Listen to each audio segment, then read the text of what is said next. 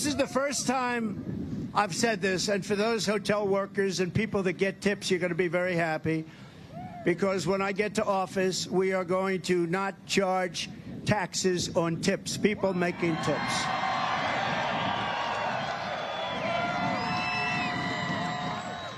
We're not going to do it, and we're going to do that right away, first thing in office, because it's been a point of contention for years and years and years, and you do a great job of service, you take care of people, and I think it's going to be something that really is deserved. More importantly, popular or unpopular, I do some unpopular things too if it's right for the country. I do what's right. But so those people that have jobs in restaurants, whatever the job may be, a tipping job, we're not going after for taxes anymore. This will be ended. And I announced that for the first time I've brought it up, first time anyone's brought it up. I think it's never been brought up before, and I also think it's very appropriate. Under the scorching Las Vegas sun this past Sunday, former President Donald Trump announced a plan that would transform the lives of millions of tipped workers. Trump's proposal to eliminate federal taxes on tips has the potential to send shockwaves through the hospitality and service industries. I did talk with some hotel workers yesterday, some service workers here in Las Vegas, about how that is playing with them. And Anne-Marie, about 6 people told me that would change their vote. That is enough to make them switch from voting Democrat to Republican if Donald Trump is promising something like that to them. The proposal even covers all tipped workers in adult entertainment venues. Well, Trump didn't have to mention that. I'm just bringing it out. Even though Trump might not fully grasp the concept of central bank digital currency, as we heard in the Tim Pool interview. No central bank digital currencies. No no central bank. He has voiced opposition to it. However, with the inevitable shift towards digital transactions, those paper dollars might soon be replaced by patrons rubbing their phones on the stripper poles, making this policy even more relevant. As the digital age dawns, the shadows where unreported income once hid grow ever smaller, making tax breaks increasingly significant. You can't hide the money. They want you to report all the money. They want you to report everything that you're getting, no matter what, damn near now. And it's all going to be digital. So if you get a tax break, it's going to really be a tax break. Whenever the grip of taxation is released or there's a possibility, it must be met with joy and resolute support if this is a priority for you. Could Trump be lying? Of course. This is your issue. Who else are you going to go with? Like Trump said, who else even talks like this? It should be a priority for everyone, even if you're not directly in the crosshairs of taxable income based off tips. What the regime does the one way is they test their policies on select groups, like the wealthy very often, before expanding the reach. They test it on the wealthy.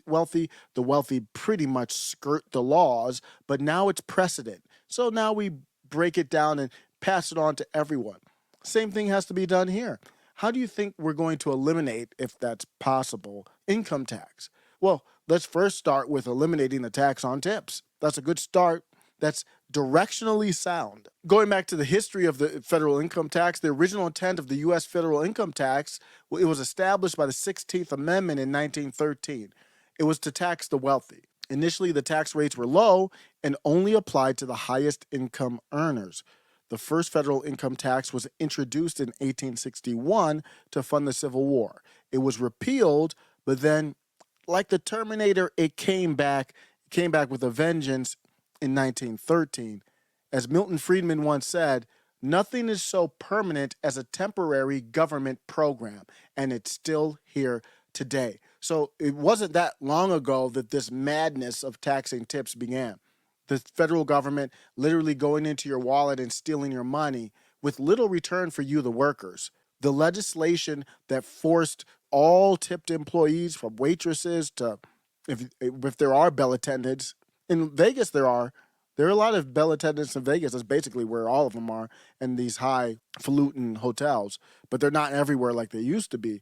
But you make tips off DoorDash, Uber Eats, all kinds of people are getting tips. The legislation that forced this, many people who scrambled to make their ends and hustled through tips, whether you're keeping your legs closed or not, This act required employees to report tips of $20 or more per month to their employers, making those tips subject to income tax and Social Security tax. Trump's proposal, maybe he was off the teleprompter, maybe he was tap dancing because he didn't know what he was going to say next. I heard he kind of got pissed off at the end of the speech because the teleprompter wasn't working. I don't care how it happened. It's a good win. Look at Biden. Biden tries to buy off voters by relieving student loan debt.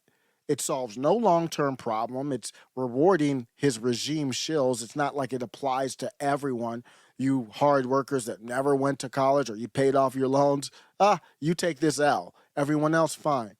No, and then not only that, the government's subsidizing the loan in the first place, and then now relieving the loan. It's just completely madness. But you look at it now with the tips, it doesn't matter if you're a Democrat, Libertarian, whatever you are, and it does solve a long-term problem, is getting the money out of our wallets. So this is, is he buying votes with this? Yeah, he is, but this is a long time.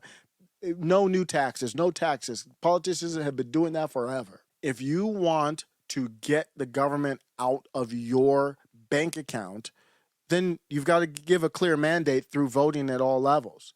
If you want to see these changes implemented, this proposal showcased Grandpappy Don at his best, a grandfather-like figure, almost like a great-grandfather-like figure at this point, a populist message aimed at distributing power to as many people as possible. That's what that tips does. It doesn't distribute to everyone, but it is a very powerful statement.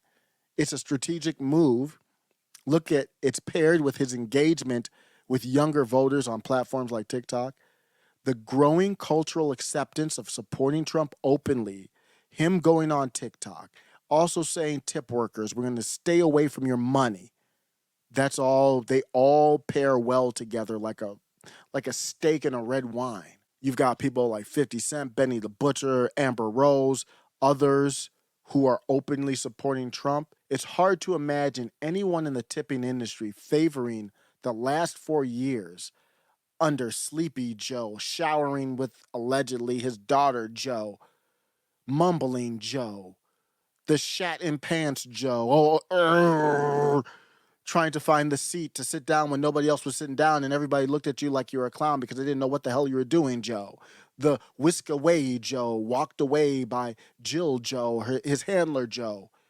It's hard to imagine anyone with a sane mind favoring that buffoon over this option here, especially when their taxed tips fund Zelly's nose power, wars, and that Semite civil war 7,000 miles away.